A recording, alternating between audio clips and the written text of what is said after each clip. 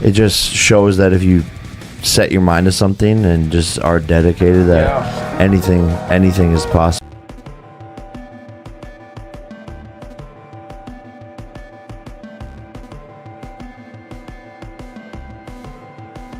Anthony Joshua break his public silence for the first time since the crash.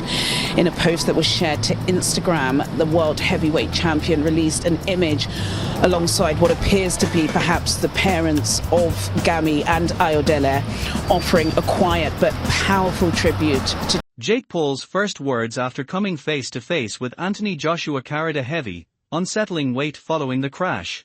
Paul couldn't mask the unease in his voice as he described finally seeing Joshua up close, shaken in a way that felt deeply wrong. He confessed how brutally age had been affected, calling it a moment that stopped him cold, almost unreal to witness. Though Paul spoke about discipline and mindset, the cracks showed, his concern bleeding through, his thoughts fixed on age's recovery, quietly hoping he survives the damage and finds peace after the trauma. But bro is like so powerful, so skillful, relentless. Jake Paul paid tribute to A's late friends, the room heavy with silence. He revealed a raw, unsettling side as he honored Anthony Joshua's fallen circle, lives cut short without warning. Paul acknowledged the crushing weight of loss, his words tight but sincere, proving that beneath the noise, drama, and rivalry, he truly felt the pain Edge carries, a somber, heartfelt moment that lingered.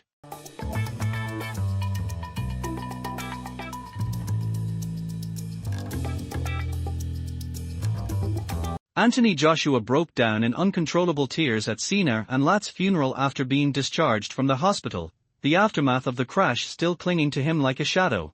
The tragedy that stole his two closest friends and coaches finally crushed him in public. Ants revealed a shattered side fans rarely witness, and watching him collapse beside their caskets was a brutal reminder that beyond the champion stands a man who just lost his brothers.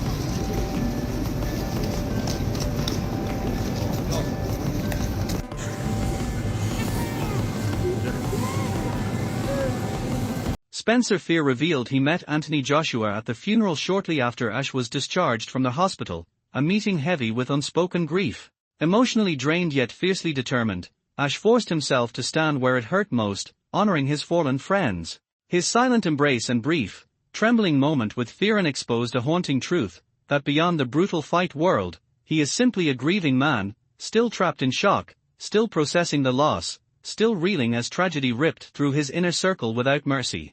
You know what I mean? And we had a brief chat and a little embrace and that, and then I left. But it was, funerals are never good.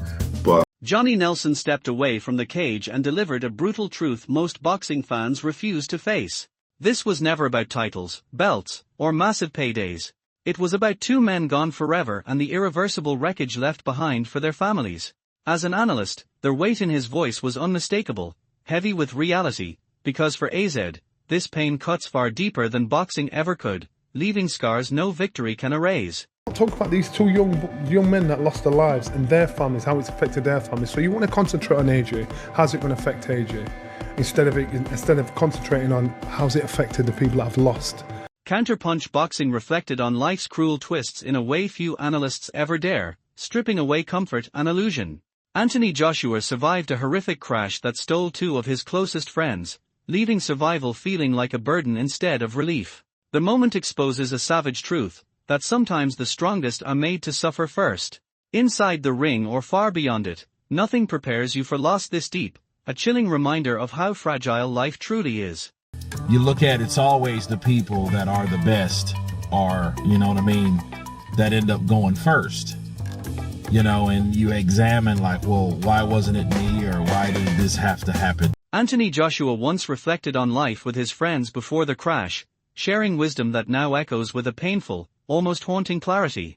His words warned that life moves fast, disappears faster, and that the people beside you quietly shape who you become. Before tragedy struck, AJ stressed staying true to yourself and choosing your inner circle with care. That advice now lands like a cruel prophecy, made brutally real by the loss of his closest friends. In moments like this, his philosophy doesn't inspire, it stings, hitting harder than any punch he ever threw. is actually making into this earth. Everyone dies at some stage. So I think across the board, one has to be happy inside. No matter about the material possession one owns, how that's a car and driving. Very, very careful of other people we choose to hang around with and associate them, because you soon become like the people who spend most of its hell. You see, come the conjurant of lions, she receive another lie. So pick your friends and your circle wisely. I should say the kids is, it starts to flourish and grow, and blossom, rather than perish, made away and die. So look at the environment, it's the same thing. Showbiz the adult lays bare the chilling reality of the accident and the dark legal storm now surrounding it, refusing to soften the edges. Footage of AZ laughing with his friends before the crash now feels haunting, a frozen moment before everything shattered, underscoring just how fragile life truly is. Nigerian authorities have been unflinching, making it clear that reckless driving with fatal consequences carries severe penalties, with prison sentences reaching up to 7 years. For fans and analysts alike, it's a brutal reminder that outside the ring, accountability doesn't flinch, and fame offers no shield. Even stars bleed under the weight of careless decisions. What began as a deeply personal tragedy now mutates into a sobering warning, exposing the unforgiving intersection of celebrity, responsibility, and the harsh truths of real life, where one moment can erase everything you thought was untouchable. What would be the punishment or the penalty for reckless driving in Nigeria? So I looked it up. And if you are a reckless driver in Nigeria and you cause a fatality on a federal road, that is up to 7 years. Anthony Joshua's first social media post after the tragic crash carried a haunting weight, revealing for more than words on a screen. By calling himself his brother's keeper, AZ wasn't seeking sympathy, he was accepting a burden. He took ownership not only of the grief tearing through him, but of the responsibility owed to everyone left behind. Beyond boxing titles and fame, this was a man fighting to hold shattered pieces together for his fallen friends and their families, standing firm in the wreckage, showing resilience, leadership, and resolve in the face of an unimaginable tragedy that refuses to fade. This is Anthony Joshua's first post since the tragic accident, okay? This came from his social media, and of course, if you guys didn't see it in the preview of the video, it was simple but strong and powerful. And it stated, "My brother's keeper." And in this situation, it means that he's going to take care of everything. He's responsible for his brothers.